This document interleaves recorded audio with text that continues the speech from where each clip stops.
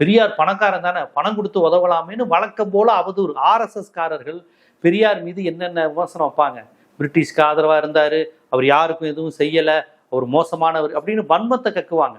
நான் என்ன சொல்றேன், பெரியார் மீது நீங்க ஆரோக்கியமான அரசு விமர்சனத்தை வைங்க. அவர் ஏன் பார்ப்பனர்களை எதிர்த்தார், அவர் ஏன் ஏக இந்திய அரசியலை எதிர்த்தார், அவர் ஏன் தனித்தமிழ்நாடு கேட்டார், அவர் ஏன் தேசிய இன அரசியலை முன்னெடுத்தார், அவர் ஏன் பெண் விடுதலைனார், ஏன் மனு தர்மத்தை எதிர்த்தார், ஏன் நால்வர்ணத்தை எதிர்த்தாரு, ஏன் இந்து கடவுள்கள் மீது இவ்வளவு விமர்சனம் வச்ச, இப்படி நீங்க கேளுங்க, அதுக்கு பதில் சொல்லலாம். இதெல்லாம் பெரியார் மீது விமர்சனம், ஒரு திறனாய்வு நம்ம பேசலாம். ஆனா இவங்க சொல்றது எல்லாம் பொய், ஃப்ராடு. வளர்த்த பொண்ணையை கல்யாணம் பண்ணிக்கிட்டாரு, தங்க தட்டில் வைத்த மலம்னு சொல்லி இது எல்லாமே அடிச்சு விடுறது. போற போக்கில் யாருக்கும் வாசிப்பு பழக்கம் இல்லைங்கனால பெரியாரை பத்தி கண்ணாமண்ணான்னு சொல்லிட்டு போறது. அதே டோன்ல, அதே ஆர்எஸ்எஸ் டோன்ல இந்த ஜோசியக்காரர் பேசியிருக்காரு. என்ன சொல்லியிருக்காருன்னா, வாவு சிதம்பரனாருக்கு ஒரு உதவலையா. வாவுசியினுடைய பிற்கால வாழ்க்கை முழுவதும் பெரியாரை பாராட்டி தான் இருந்தது.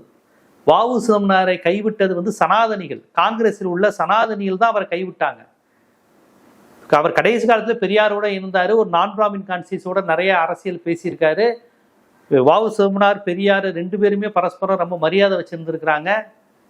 அந்த வரலாறெல்லாம் திட்டமிட்டு மறிச்சுட்டு வாவு சிதம்பரனாரையும் பெரியாரையும் தூண்டி விடுறது இது இந்த ஆர்எஸ்எஸ் காரங்களுடைய வேலை.